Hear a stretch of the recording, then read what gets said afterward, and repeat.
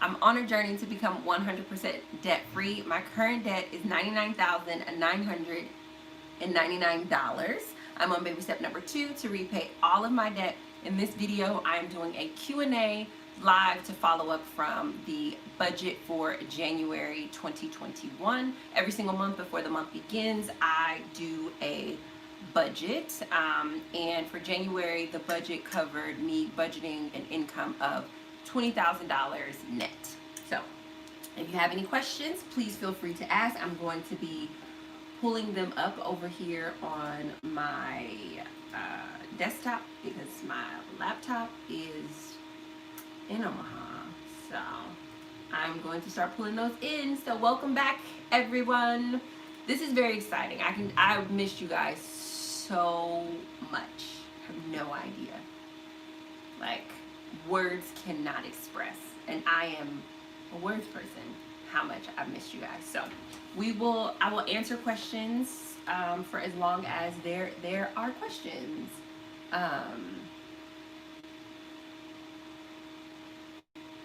The Chief Games is a real nail biter, which is what my son is watching right now.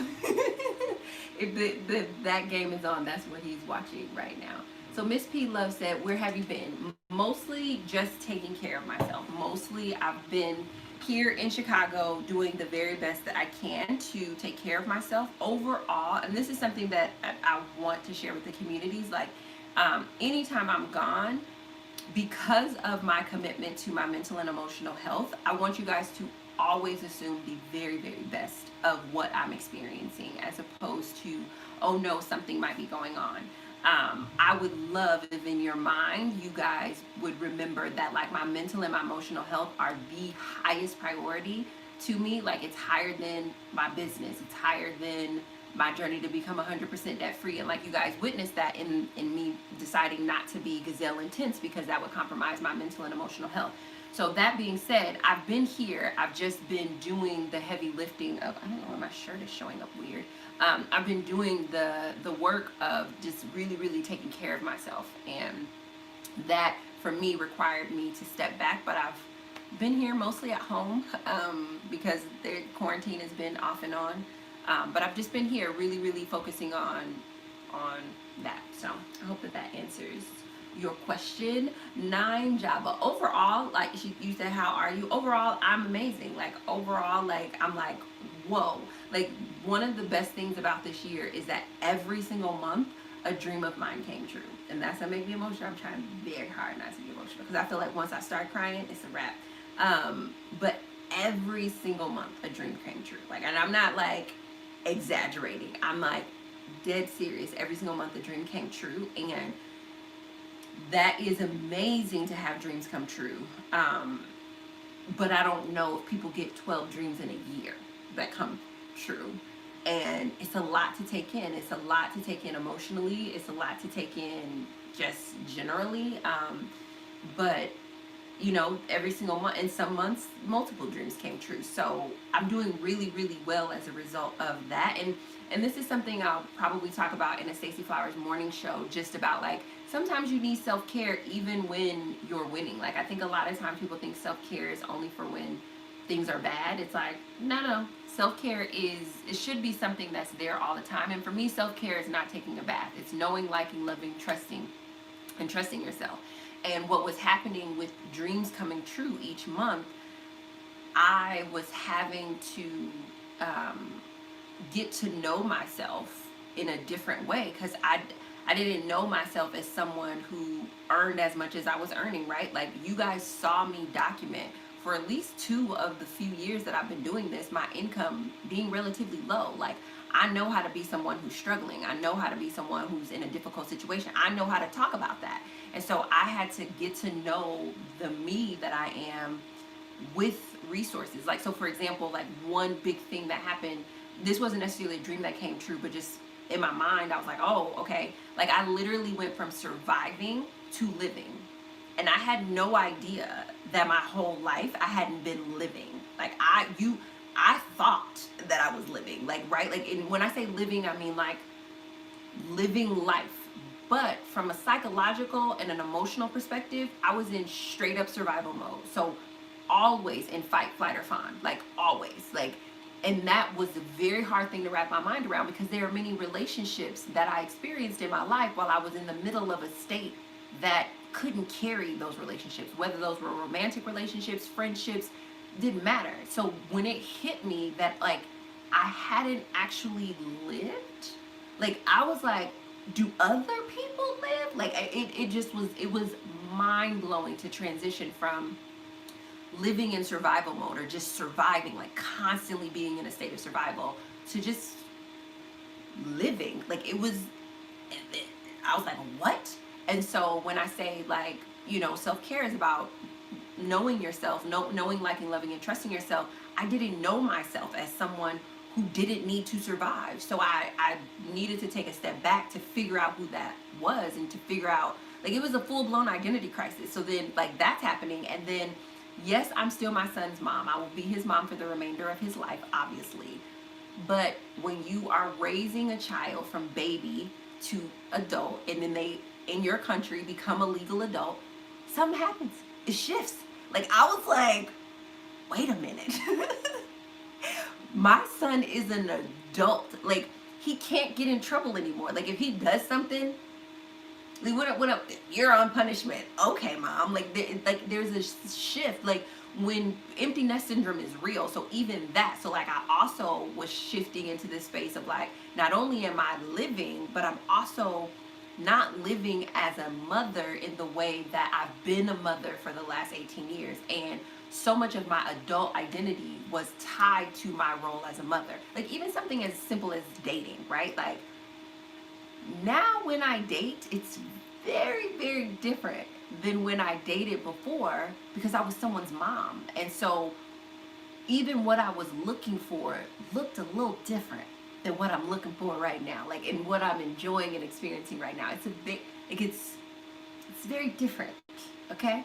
And I needed time to wrap my mind around that, because, I mean, I talk, right? And I'm constantly giving advice, and I'm constantly sharing my opinion, and my influence is not lost on me. So I would never want to come online and be like, oh, this is what you should do about this. And I literally don't know, because I haven't experienced it. Like, it's one thing to be a student of something and to show up as a student, but it's another thing for me to show up as a person. And in my personhood, I have this great influence, and you guys are watching me unpack and uncover things that you would potentially adopt as habits and ideas and beliefs that I have not yet worked out. It's a very delicate thing when it comes to influencing, and my influence is just not lost on me. So I'm just like, oh, not only do I want to take care of my community, I need to take care of myself, and the best way to do that is for me to get to know this part of myself before I'm sharing this part of myself with the world. And that's the other thing too. It's like, I need to know that I like it.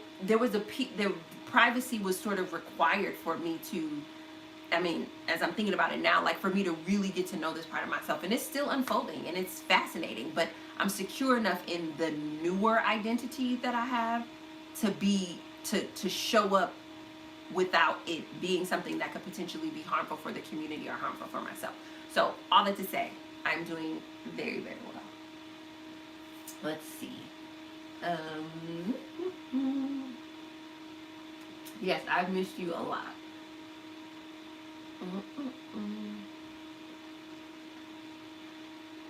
Okay.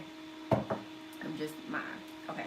Do you have a car now? No, I don't have a car now, and I'll probably never have, I'll never say never, but I don't like driving. So the likelihood of me ever buying a car again is slim to none. I'd rather pay for a car service, which that's why Uber was like the best invention in all the land for me, because I basically get a car service, but at a really, really inexpensive price. I do not like driving, so I will not. Don't have any plans to buy a car. Asia, yes. Any plans to bring back life coaching? We missed you. Absolutely. I'm very excited. One of the decisions that I made for 2021 is to flesh out a full-blown life coaching practice. Before, when I did coaching, it was a revenue stream in my business, and I was completely committed to it. And I've tried 2 different formats of coaching. But coaching was a revenue stream in addition to in addition to my speaking business. My speaking business is a full-blown, separate, fully functioning thing, and now I want to do like a full-blown, separate functioning life coaching practice. And I'm very, very excited about bringing that back. So yes, 2021, the same way I sort of stepped my way back into speaking is how I will step my way back into life coaching. But that is the big thing that is coming in 2021 is my life coaching practice.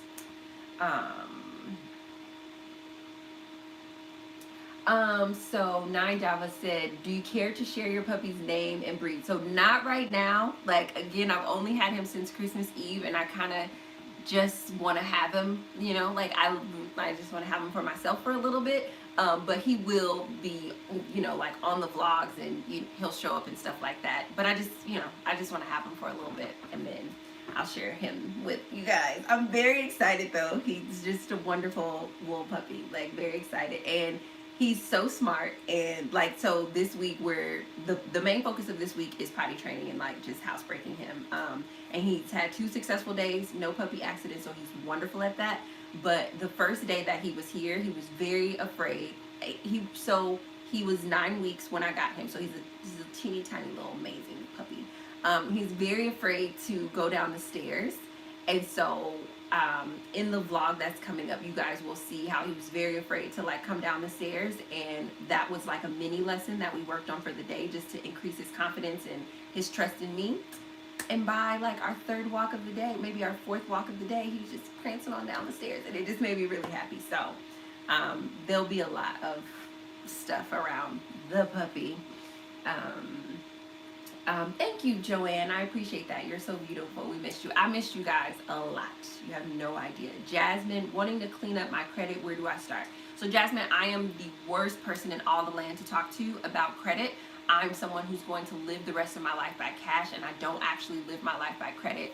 And fun fact, I had planned on moving this year, and the reason, full transparency, that I didn't move is because my credit wasn't good enough. And you would think that that would have been devastating for me, but that ended up being a lifesaver, because emotionally I wasn't actually ready to move out of this apartment. I actually love this apartment, and from a therapeutic psychological perspective, I hadn't actually ever moved in, right? Because I was in survival mode. And now I get to move into my apartment, and you guys will see all of that unfold. So much decorating, so much painting, so exciting. I'm very excited to show all that to you guys. But again, all that to say, credit is not something that I include in my financial blueprint or in my my financial wheelhouse. So I'm the least helpful person with respect to credit. I was completely disregarding my credit. I don't know what my credit score is right now, don't care, and I plan to live the rest of my life without it. So, but great question. Kim S. Sweetness, are you still moving? No, I'm going to move in to my current gorgeous, amazing studio apartment. I love it here. I really do love the apartment. Yay! She uses my sheets every month. Antonia, are you still doing speaking engagements? Yes. So that's the biggest thing contributing to my income is my speaking revenue. That didn't stop. It slowed just a little bit just so we could pivot in terms of how we did it. And I do have like a day in the life of a motivational speaker during the pandemic video coming up for you guys, so you guys can kind of see how I'm doing speaking. But actually business has picked up quite a lot. And it is, I would say, maybe 80% of the income that you guys are experiencing in my monthly budgets is coming from the speaking side of my business. So yes, I was able to maintain that. Best study buddy, how can we learn how to become financially independent like you? I would say that find a budgeting philosophy that is in alignment with your values and follow that budgeting philosophy. Let that budgeting philosophy teach you about money, right? So Dave Ramsey's budgeting philosophy is in alignment with my values. There's a spiritual undertone to it, and he doesn't believe in credit. That aligns with my values. I have a really great friend, her husband loves credit. Like, he's the most amazing person in all the land with credit. So the Dave Ramsey budgeting philosophy probably wouldn't work for him because he's someone who wants to build up his credit and use that as leverage in his financial portfolio. So I would say that's the first step. If you have not been taught and come from a family that just had great financial sense, find a budgeting philosophy that works for you and follow it no matter what. And then I think next to that is to do a budget every single month. Like, I am financially independent because I do a budget every single month. I'm entrepreneurial, and that's why my income is so high, which I understand is very different than someone who's not entrepreneurial. Your income would look very different than mine. So, and I think sometimes people confuse financial independence with like my income, right? But my income growth is the result of me being entrepreneurial. My financial independence is the result of me following a financial philosophy, a budgeting philosophy that works for me. And that makes sense. So I would combine those two things. Find a budgeting philosophy that works for you and do a budget every single month before the month begins. Because once you do that, manage money spends better. And once you know what your money is doing and you stop spending emotionally, it'll blow your mind how much money is actually in your life. How can we become stable as well? Should we learn skill speaking? When you say stable, I would say like emotionally and mentally stable. Like, my number one recommendation is always a therapist. I think therapy is amazing. And if you make a commitment to therapy, I highly encourage people to make a commitment for a year, so that way you can actually experience the transformation. A lot of us are experiencing a lot of deep emotional and mental and sometimes even physical wounds that are blocking us from being able to achieve the things that we want to achieve financially. And that's something that you guys saw come up early on. If you guys go back to the first year that I did this, the trauma around losing my sister, like my sister dying in my childhood and then going to foster care, was affecting my finances.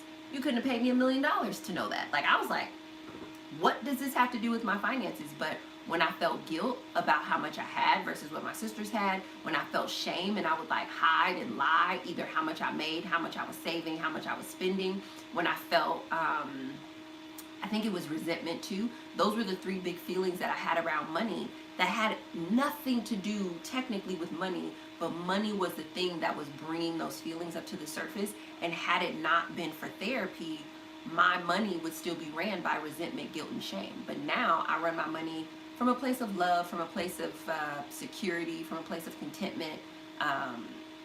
Probably I also feel I'm trying to think of my feelings top of mind, but like security, confidence, right? I manage my money from a confident place now versus managing my money from resentment. I mean, what are you going to do? But therapy was, when that came up, not only was I able to face it financially, but I was able to process it emotionally and heal it. So then that way, it's not something that's going to come up in the future. Should we learn speaking skills? I think that communication is important and speaking is a part of communication. So I highly recommend that. Learning how to communicate and learning how to ask for what you want and need is just important. But in terms of being a professional speaker, it's a business and it's work. So I think learning the skill of professional speaking is different than learning the skill of building a speaking business. And if you learn the skill of professional speaking, that'll help you generally in life. But if you want to earn and sort of see your income do what my income is doing, you also have to learn the business of speaking as well. So you look great. You look healthy and happy. Thank you very much. I feel very healthy. I feel very happy. Yeah, car free Casey. I think we were worried when you don't hear from me because of the pandemic, and I appreciate that, and I do understand that. Like, I completely appreciate that. And yeah, and I can imagine, because like literally anything can happen. But yeah, but I'm just saying, like, in general, like, know that like I take really, really good care of myself, and like I don't want you guys, because I know some of the messages that I was getting, like, there was such worry that it was overwhelming you in your own life, and I just don't want you guys to not do you because you're worried about me. Like, I'm always safe and healthy and doing the best, taking the best care of myself. Hair it for Shuri. What did you do with being overly transparent to increase your income so much? Steps, tips are appreciated. The biggest thing that I did to increase my income so much is I did a budget every single month before the month began, and the reason why that increased my income is because I was able to see how much money I needed. And so then when I was setting goals, I was setting true goals for me. So a lot of times people will be like, I want to make 6 figures. And they say that, but it's like, you don't really want to make six figures. You just really want to be able to go into Target and buy whatever you want. But you have this goal to make six figures, and that's not how much it costs for you to feel the way you really want to feel about what you really want to do. And so you'll set this goal to do something that's not really significant to you, not really important to you. And then the energy that's needed to achieve that goal wanes because it's not really something that you want. Because I did a budget every single month, I knew exactly how much money I needed. I knew exactly how much money I wanted, and all of my financial goals in terms of what I pushed my business to grow to be able to do were supported by what I wanted to do in my personal finances. I was like, oh, I need to make this amount of money a month because this is what I want to do in my personal finance. So my goals match honestly with who I really am. Like, you guys, I don't know if I've ever talked about my business income goals, but like, rarely do you hear me just throw out, oh, I just want to make six figures. Like, no, my numbers are very specific. I want to make 150,000. I want to make 200, right? But the number, the specificity is because of the budget. And because I'm so specific, that means my target is really clear. And because my target is clear, it's more likely that I'm going to hit it. So I would say that that's the first thing, is do a budget every single month before the month begins, so you know how much you need to earn. And then after you know how much you need to earn, that's your first goal, is to earn what you need. Then the second goal is to start reaching for how much you want to earn. So there's that. And then the other side of it is that I worked on my business. Like, when I tell you I invest $1 quadrillion in my business to make it successful, I invest a ton of money to make my business successful. I have a business coach. I work with her like 2-3 times. Like, you guys think I go to therapy a lot? No. My business would not be where it is right now without my business coach. So like, even last year when I had stopped speaking for 2 years, and then I started speaking again, and from January to June, from January to June, I was speaking, and in June, my business coach was like, okay, it's time for you to do this. And I was like, oh, no, I'm not ready for that. I'm not ready for that. She was just like, you are ready for that. And so I added that as so the thing that she told me to do is, like, she was just like, you fly first class. I was like, well, I definitely want to. And she's like, no, you fly first class now. Like, that's just what you do. And I was like, I can't possibly do this. And she's like, that is what you do, and that's what you're going to tell. Like, and she coached me through being someone who's a speaker who flies first class. Got off the phone with her. I was in negotiation with a couple clients.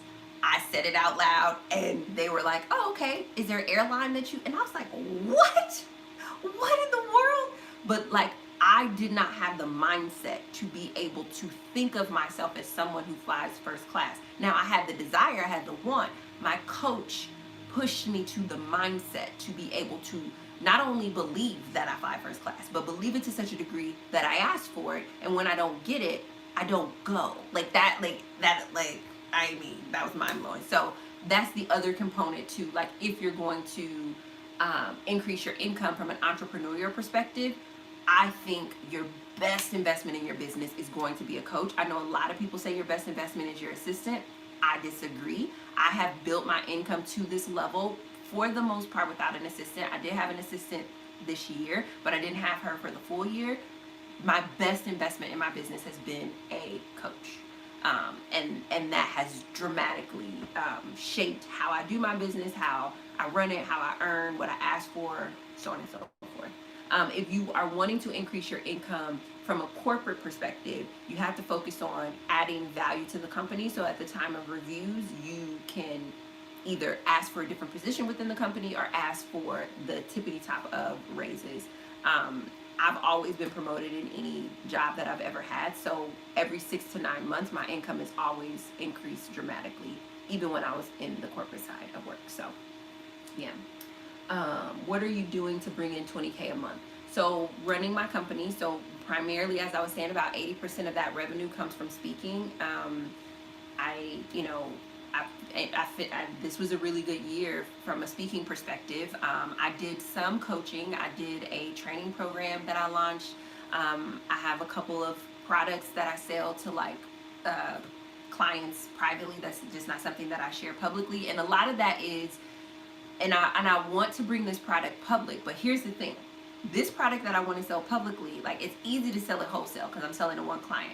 If I bring it and I sell it publicly, individually, what happens is is I have to put in the operations to be able to get that. So let's say you today's Sunday and you ordered it today. Because of Jeff Bezos, you're gonna want that by Friday. But somebody has to put that product in an envelope, put a mailer on it, and send it to you.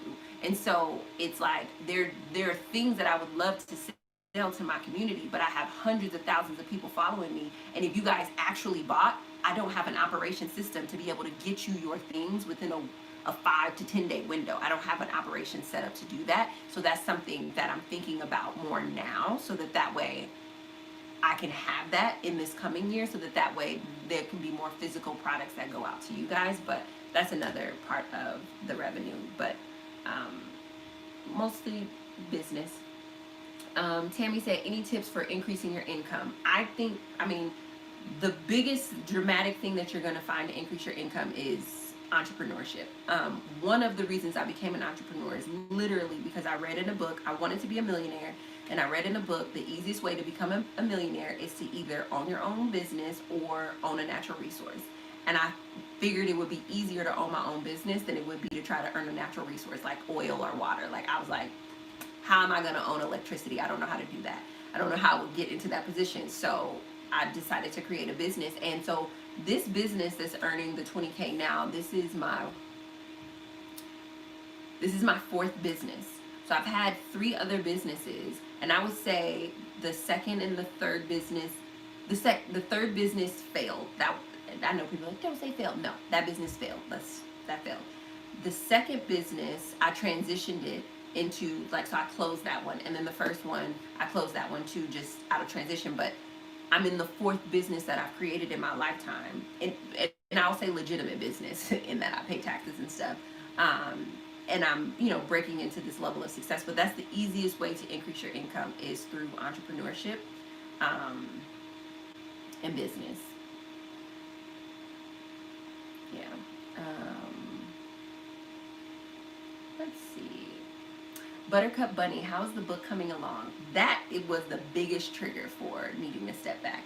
So technically the book is finished, but the book is not ready to come to public because some of the stories that I put in the book, I am not ready to actually share with people. And I think there's a part of me that wants to share them because I wrote them down, but I'm not ready for them to be shared. So it's kind of like with my puppy. Like, I have a puppy, but like I'm just not ready to share him. It's a thing. So wonderful that it's technically done, but book writing is you want to meet yourself, you want to figure out your issues, write a book about your life. It's very intense. So lots of therapy. And what I concluded from going to therapy is that I am not ready to share this book. I know that my community wants it. I know that it will help a lot of people. And there's a part of me that wants to offer it to the world simply because of that. But if I do that and I jeopardize my mental and emotional health, then I won't be able to give you guys anything else. So I'd rather wait until I can handle it and then share it. Or possibly wait and write a completely different book and share that one. We'll see.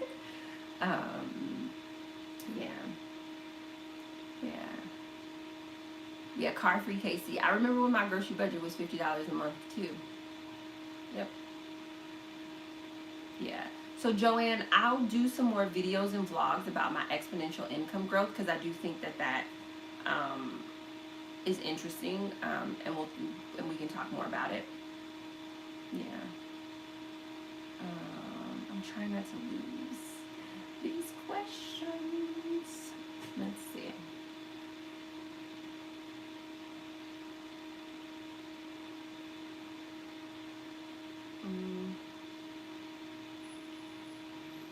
Yes, I'm still living in my very cozy studio apartment, and I love it. And it'll be decorated very, very soon. You guys can get a little sneak peek of my new office chair. You guys are going to love it. I can't wait to share all of the things, the decorations and stuff. Oh, Angel said, how long will you pay child support? I don't have a set time frame, but I think I'll know when I'm done, and I'm not done. feels somewhere around when he graduates from college, maybe. I don't know. But I know I'm not done now. Mhm. Oh, the dental plan. I'll have to go find the paper. I think it's I Smile. So I will share it in some video. Like I'll be like, Kay, let me write that down. Kay Love asked me about my dental plan.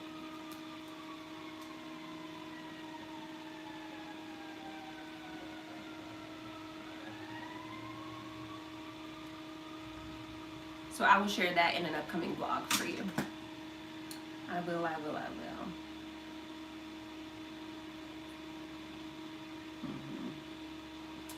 Angel said, I cheated myself out of almost 10 years because I was caring for a very capable adult financially and emotionally. I know I have money to live my own life. Yeah, I'm not doing that with my son though. Yeah, but I can understand how that can happen, but I'm not giving my son $2,000.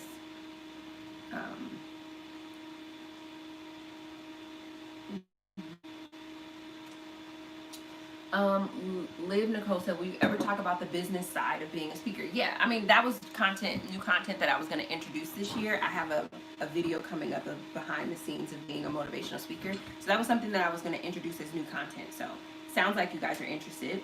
So if you guys are interested, I'll keep sharing that. Noreen said, what is your opinion on bankruptcy? So bankruptcy wouldn't have worked for me because over 90% of my debt was student loans, and you can't bankrupt those from my understanding. But my personal feelings about bankruptcy is the only reason I don't like it is because of the lesson that I won't get to learn about digging myself out of a situation that I put myself in. I really, there's something about facing everything that I've done. This is just how I am as a person. Facing everything that I've done, good, bad, or indifferent, and facing it and honoring the debts that I've created. But that's just how I am. I know Dave Ramsey talks about how he at one point had to file bankruptcy, and he did it, even though it's not something that he recommends, again, for that same lesson that comes in just facing what you've done. But I do understand that there are circumstances where you literally can't and there's no other option, but it would, for me to do it, it would have to be a true last resort. But also, I've never had some of the issues with credit that people have had, right? So even though I'm in a crap ton of debt, my debt, and this isn't a philosophy that I believe now, but this was something that I used to believe, which is the reason why I borrowed so much student loan debt, is this idea of like good debt or bad debt. And so I genuinely believe that the investment in my education was a good debt, and it was okay to go into, versus like how consumer debt or car debt and different debts like that are quote unquote bad debts. So the person who has a lot of consumer debt, the psychological, emotional challenges or issues that person is dealing with is very different than the ones that I was dealing with in my effort to pay off my student loans. So I think that it's unfair for me to be like, you should never under any circumstances file for bankruptcy, because I literally don't know what it's like to be in debt to consumers, right? Like even the debt that I had that wasn't student loans, it was like business debt. Like it was like outstanding balances to different things for when I was investing in my company, which again is very different than consumer debt or car debt or whatever. So I personally just like to face whatever situation I created and step out of it, because there's something that I learned, and maybe it's just how I am and then how I choose to share that with the world. But yeah, that's a good question, but that's my thought. But I listen to Dave Ramsey and I respect Dave Ramsey. I love his work. I love what he's been able to do. And he's someone who's filed for bankruptcy, and I don't look at him like, oh, you should be like, no, I don't have any regard. But for me personally, it's just not something that I would do because of how I'm built. Roberta said my daughter could use a life coach. That is in part, I'm ready to coach the way that I want to build this practice. I loved coaching before. I adored it. It's like next to speaking, it's really my favorite thing. But I was limited in only having a certain amount of clients because of the way my coaching practice is. And so I want to be able to take on more clients. I want to be able to serve and help more people. And so I will hopefully, I mean, if your daughter, when I open it up, I'm a good fit for your daughter, that'd be great. Let's see. Yeah. Yay, Chiefs took the lead. Will my puppy travel with me? Interesting question. I do want to do some training with him for emotional support. And when I say training with him, I mean send him to a professional to train him for emotional support, because you guys know I manage PTSD.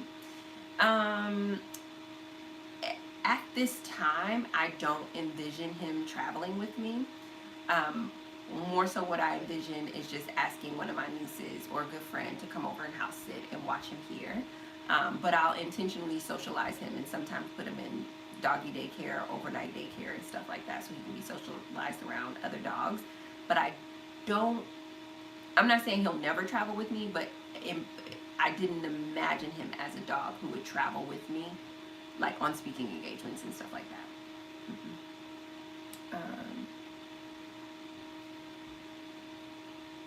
Oh yay, Minnie Riley said, I'm now debt free, starting baby step number 4. Congratulations, that's amazing.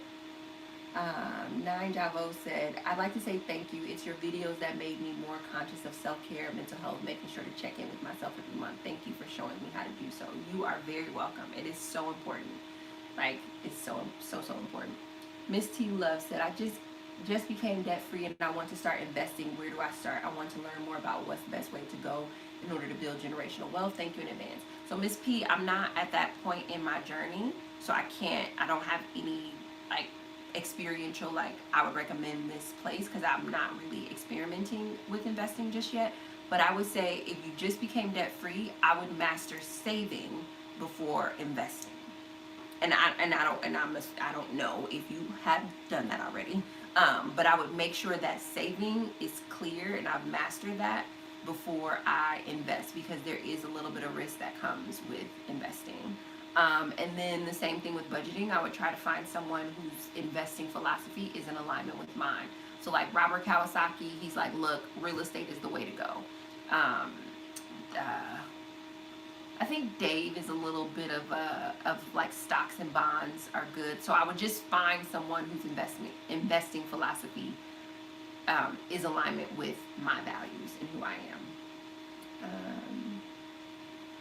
So like, just a note. So one of the things in my investing, I don't plan on retiring. So I don't plan on investing for the purposes of building a retirement portfolio.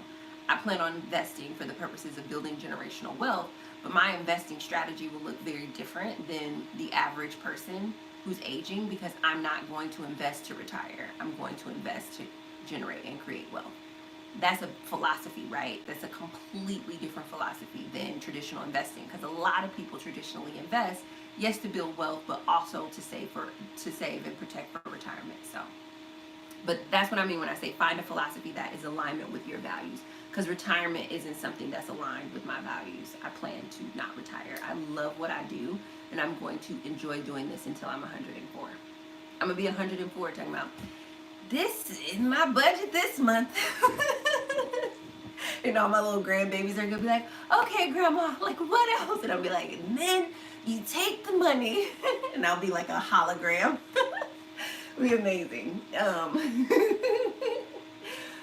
That just brought me a lot of delight.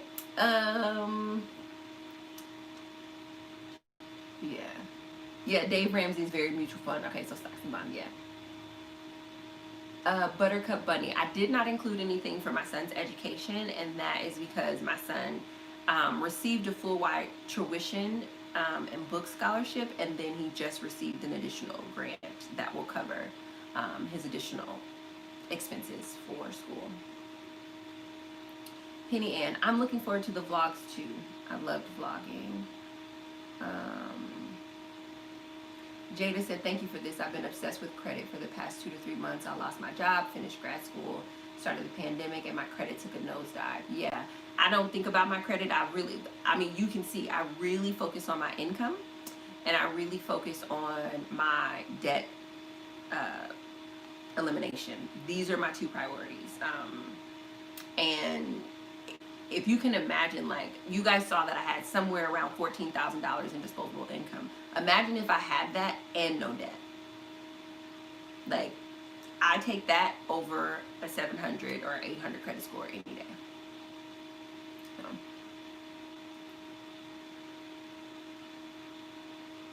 Okay. Truth seeker. Thank you. Yeah.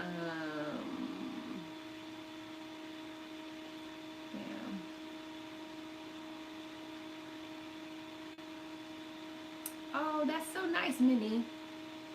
Kate said, what are the best steps to find a therapist that falls within your budget? Is it a conversation you have before your first appointment, or work something out after you've met with them? So it's a conversation you have before your first appointment. So I have always paid my therapist out of pocket. And when I reached out to find a therapist, I looked specifically for people who are willing to accept cash and who are willing to go on a sliding fee scale.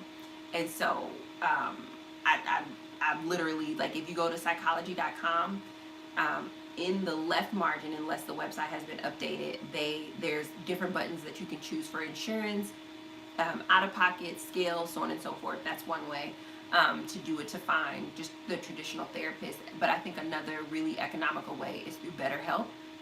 And that's, I do have an affiliate with them. I want to make that clear. But what I like about BetterHelp is that BetterHelp was already initiating and starting the online therapy practices that a lot of traditional therapists are now having to adapt to because of the pandemic.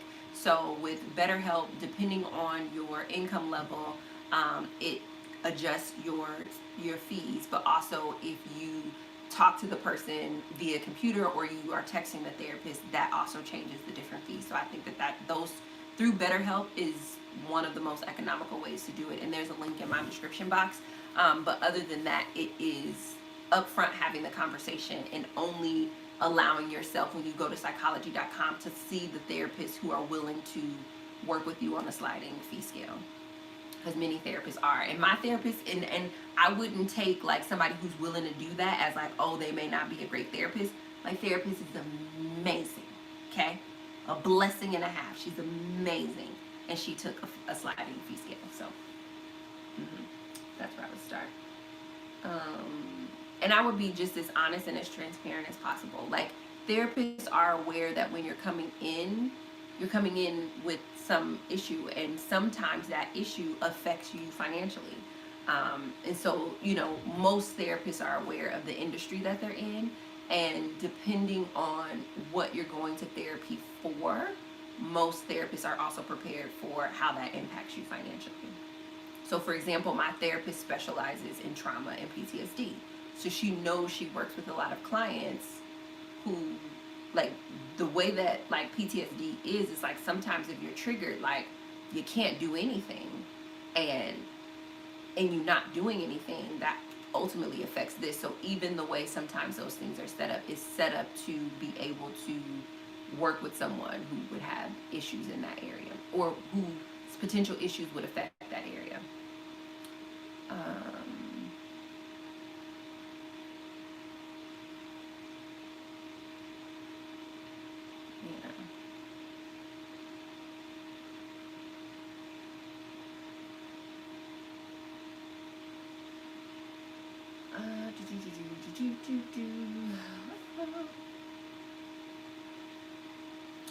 Car Free Casey said, what kinds of things does your business coach guide you through? Mostly my mindset, like my thoughts about things. So like when she was just like, you fly first class now, I was like, I can't fly first class. I've only been speaking for 6 months. And she said, no, you've been speaking for 6 months this time, right? Since you healed and you got better and you're back to speaking, but you've been speaking since this date, and you have this, and you're this. Like, so she's mostly coaching me on my mindset. So like right now, just imagine like you made $20,000, and then write down all the thoughts that come up about you having $20,000.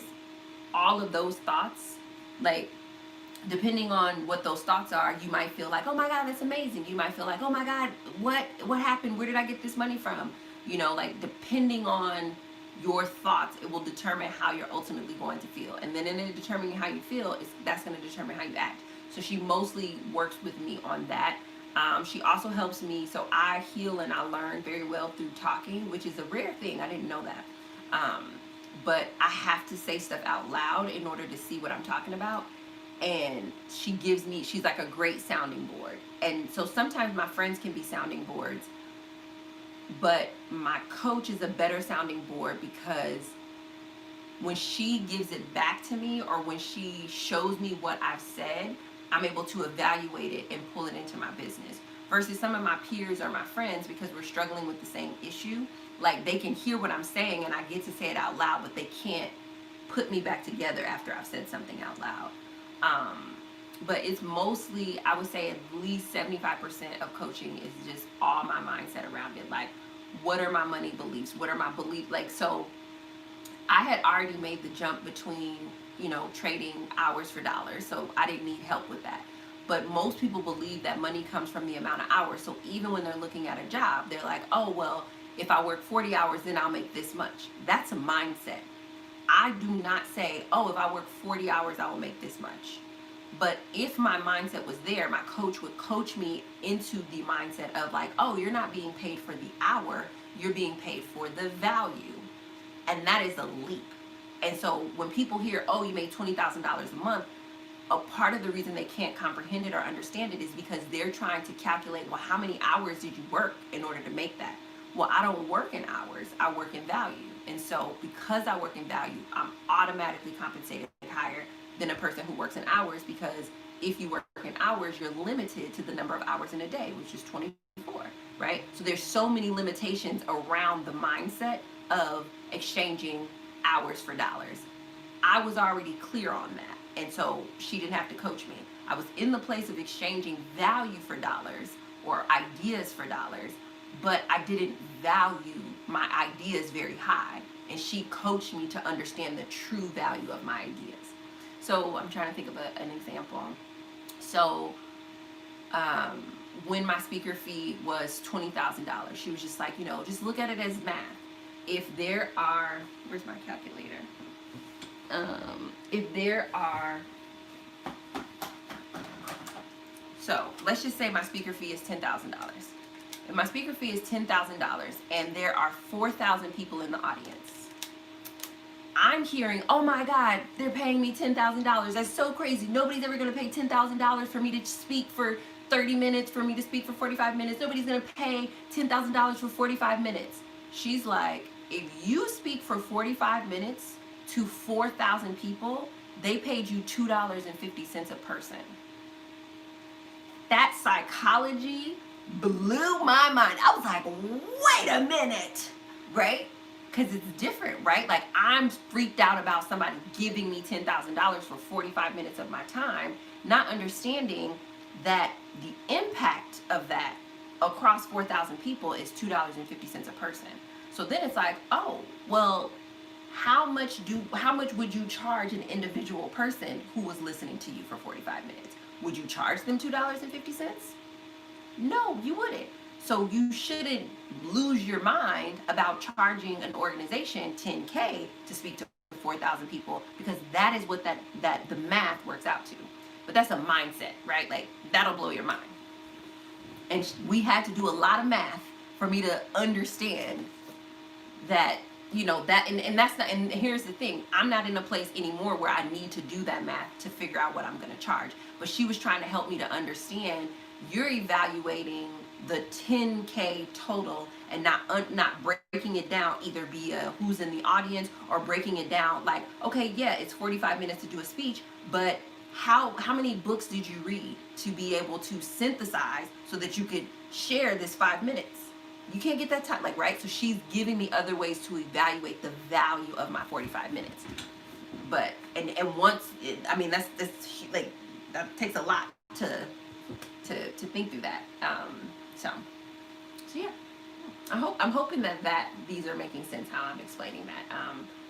because she just took my understanding to the next level. But it's like my mindset.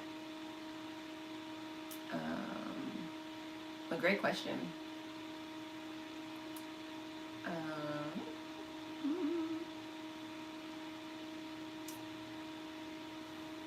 Jada said, do you recommend having a particular method for starting your business? Example, continue working your 9 to 5 until your income matches or surpasses, start your business. I recommend starting a business once you have one of two things. You have the cash to start the business, or you have the customers to generate the cash to start the business. And I'll talk about this in more detail in another video. A lot of people think that there are 3 R's to starting a business: cash, customers, or credit. But because I don't live by credit, I don't think you should start a business on credit. So we're not going to talk about that one. But when you have cash, so let's say you wanted to start a business and your upfront overhead costs are about $2,000, and you actually have the $2,000 to invest to do all the upfront initial investments. If you have a surplus of cash, then it's fine for you to start your business and start the marketing process and use that cash to help you to generate customers so that turns into cash. So if you have money already, and this is why you see a lot of wealthy people are able to start more businesses. It's like once you're successful in one business, you have the cash to be able to make mistakes. You have the cash to be able to fail. You have the cash to be able to think through things. There's so many businesses that don't succeed because they can't afford to fail. But in business, you have to be able to afford to fail at some things so that you can learn what you need to learn. But most people don't have enough cash to be able to do that. So if you don't have cash, then the other thing that you want to make sure you have if you're going to start a business is customers. And that is actually how I started my business. I started my business with demand of customers. So when I decided to reopen my speaking business, it was because people had been asking me to come out and speak. And I had been saying no because I was working on healing and so on and so forth. And then at some point, I got enough people asking me the question where I knew I would have enough customers to generate a certain amount of revenue. So that means when I started my speaking business, I was already profitable because I had customers, right? When I started, when I was doing YouTube, before I was like earning money from like sponsors and partnerships and stuff like that, I was doing YouTube for me.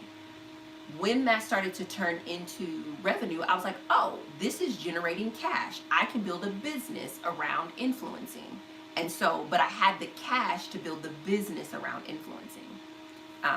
So I think you should start a business when you have the cash, you have the customers that allow you to be able to afford it.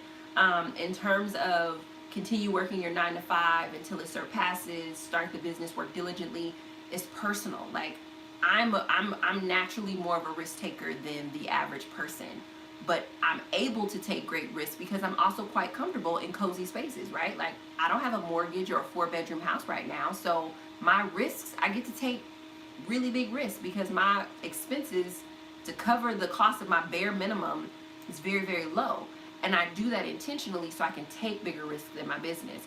So if I was working, so even when I was working part-time at the cafe, like I didn't transition from the cafe once my income was replaced.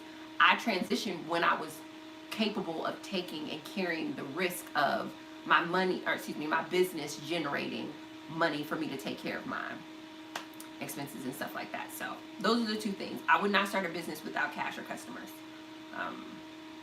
Because the point of business is to make a profit. And so many people go into business not understanding that. And so then because you don't understand that the point of business is to make profit, but if you automatically have customers, even my boutique HR consulting firm, I partnered with a larger consulting firm that gave me all of their junior level assignments so that when I signed on the dotted line that this was an official business, I already had like 3 clients. Let's see. Unique, am I still living by a clothing capsule? No. It's still like quarantine. I'm living more in like a loungewear. I will do some wardrobe videos though. Car free Casey. No, failure is necessary. It's not negative at all. It's a really beautiful thing. I think though that You may have to pop off because I think YouTube is like, you have been talking for too long. Therefore, I'm going to cut off your video. So let me see if it pops back on. If it pops back on, I'll keep going. If not, then we'll pop off. Let's see. Oh no, there we go. Okay, let's see.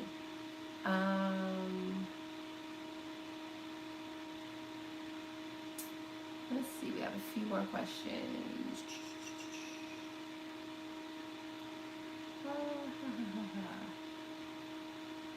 I've missed you so much too. I have.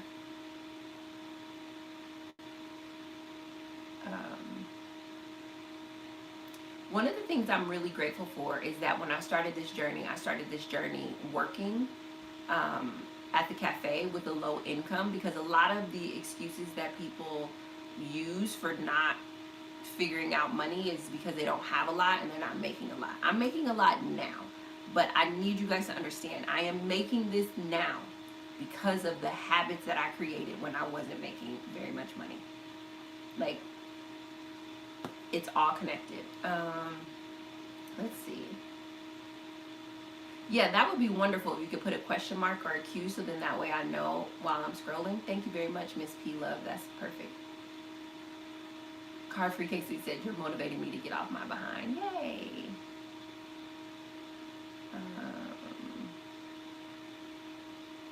Let's see. So how do you start to save when you're living paycheck to paycheck?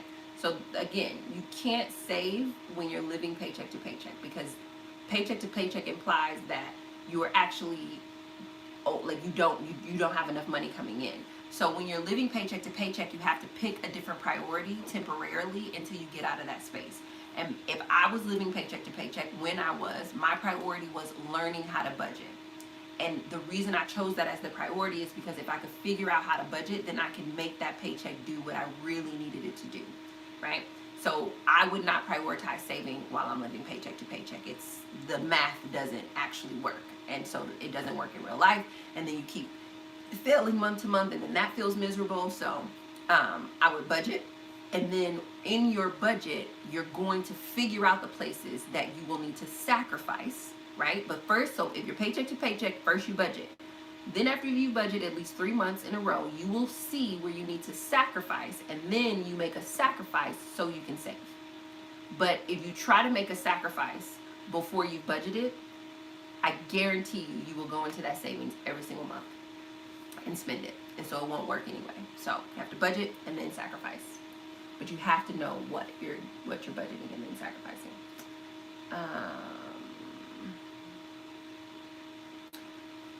Annie, how do you properly vet a therapist to make sure that they are right for you? So when it comes to therapists, and I do have a video on, like, if you just Google Stacey Flowers, how to find a therapist, and then you don't have to watch the whole vlog at the beginning. Just, I think it's like the last 5 minutes. But the short answer is when you are finding a therapist, this is where you get to be the most discriminatory, judgmental, prejudiced human being in all the land. Well, maybe not prejudiced, but discriminatory, judgmental human being in all the land. And what I mean by that is the relationship that you have with your therapist, you are sharing the most intimate details of the deepest, darkest pieces of your heart. So if you want a therapist that is a woman, you get to discriminate against men.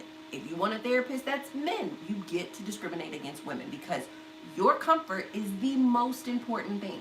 If you want a black therapist, you get to ask for a black therapist. If you want a gay therapist, it doesn't matter what your preferences are, but you put those preferences down, and then you, like, and literally they have check boxes on the site where you could do that, and you check those boxes and you stand in the truth of what makes you feel comfortable, right? If going to a man doesn't make you feel comfortable, you don't have to go to a man. If going to a younger woman doesn't make you feel comfortable, you don't. If you need your therapist to be 50 years or older because grandma energy makes you feel more comfortable, this is the place where you are highly, highly discriminatory in the sense of, like, you find the specific details that you want. Because here's what happens, and I mean, obviously, maybe depending on what your issue is, but what I'm managing is PTSD. So I have to be comfortable with this person because I've been traumatized before. So, and it's very easy to be traumatized again. So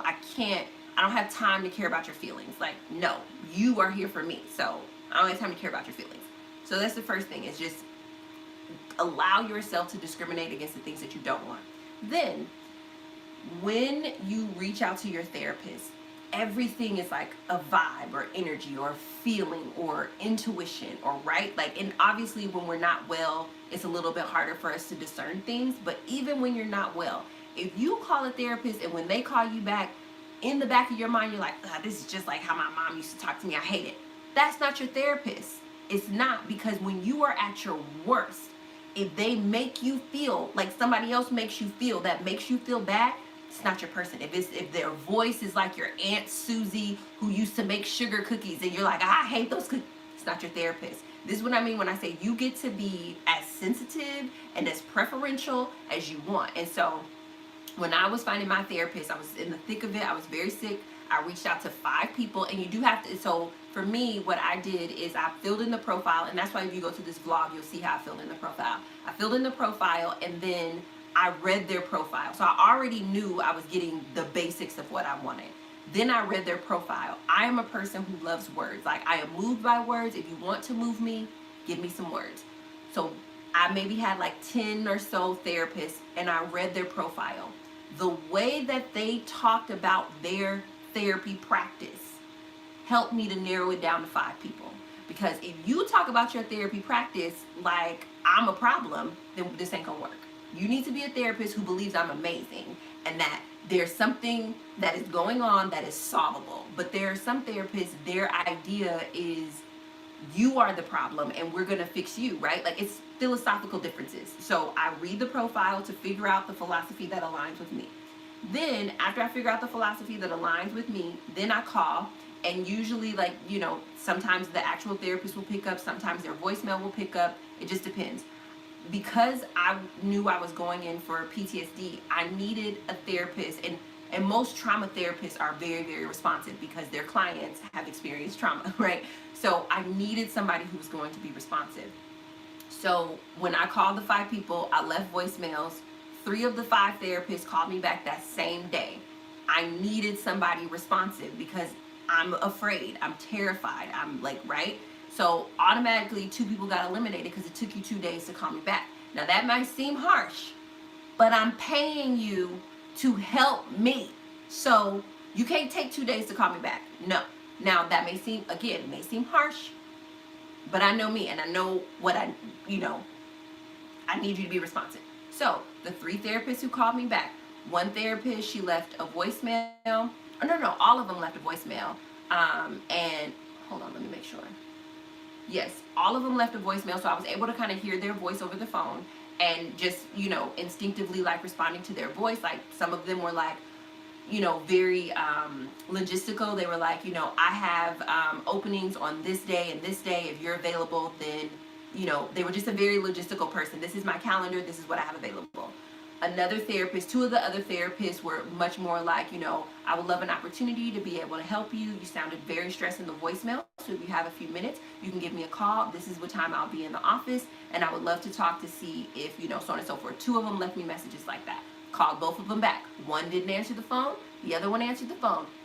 The one who got on the phone, when I tell you I was panicked, I was like, I'm dying, like, ugh, got on the phone. She knew that I was in a state of, like, triggered trauma. She just knew. And in that moment, she gave me, within like a 5-minute, like, soothing therapy treatment, basically. And she was just like, I have openings, and you've done this big step of reaching out. Like, I want you to give yourself credit for that. Can you take a breath? Like, she immediately started to help me, like, with my issues. And she was just like, the earliest appointment is this day. Do you think you can make it, or do you think that we need to call in a different level of support? Like, 100%. But and she's my therapist to this day. But the reason she worked for me is because her words from her profile matched my words.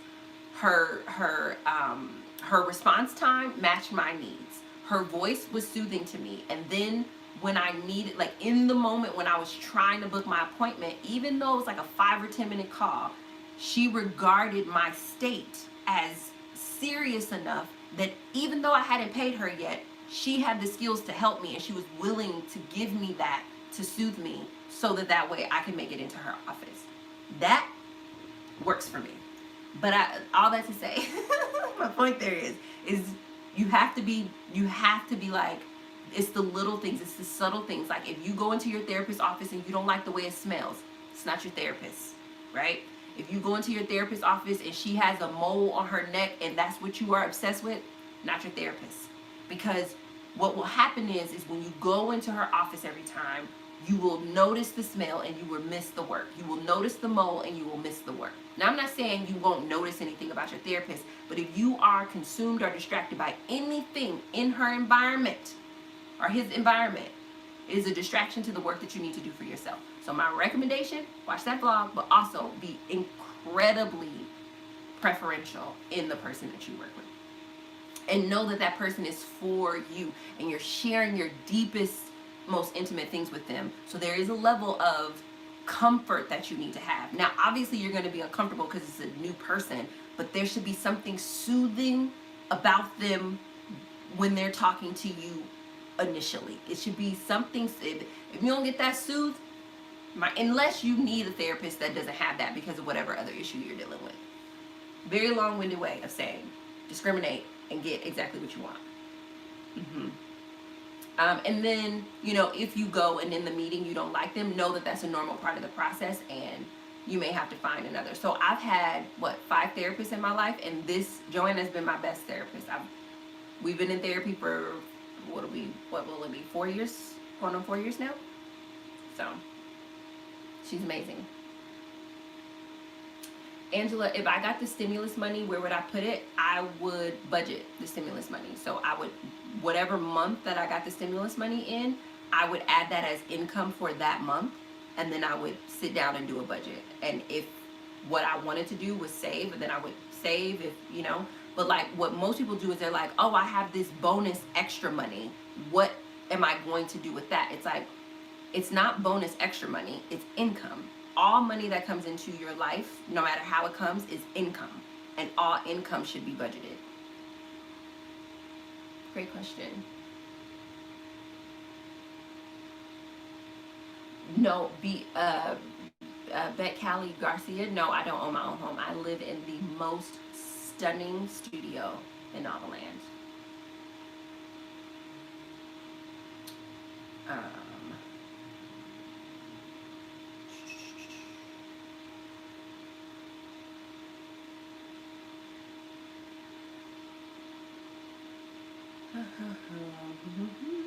Yeah, I'm just looking for questions.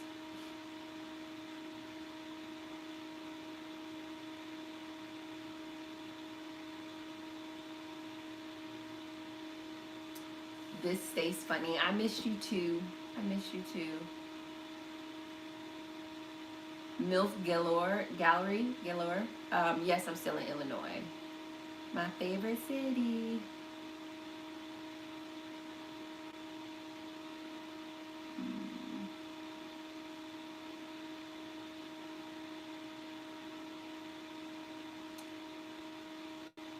Angel said, are you still only working 20 hours a week? Yeah, about 20 to 25. Like during the time when I wasn't on social media, I wasn't even working that. I was very much, I would call it a sabbatical. I mean, there was work that was done, but because I was still speaking, but it was very much a sabbatical for me. Very, very little work. But now that I'm getting back into my regular routine, it'll be back to about 20 to 25 hours a week. Deeply rooted DJ, I admire you. I'm so passionate about my career and really want to become my own boss. However, I get so stuck in my head and paralyzed with fear that I don't get started. I don't know how to stop. That is why coaches are amazing for that particular thing. You would need to find a coach who their whole thing is about helping entrepreneurs start their first business, because it's your thoughts, it's your mindset that's stopping you from. I mean, maybe potentially you don't have a business idea too, but that fear and being paralyzed with even just trying, it's a mindset thing. Yeah.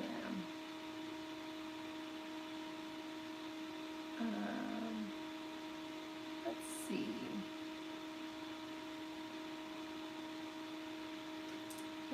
I don't, you guys are having a conversation about the stimulus. I don't know if there's going to be a stimulus. Okay, that looks like that's all the questions. Oh wait, let me make sure. Yes, that's all the questions that we have. Thank you guys so much for tuning in. I've missed you dearly. You should be having a vlog coming up very, very soon. And I'll talk to you very soon. I hope you guys have an amazing week and a glorious new year. Bye.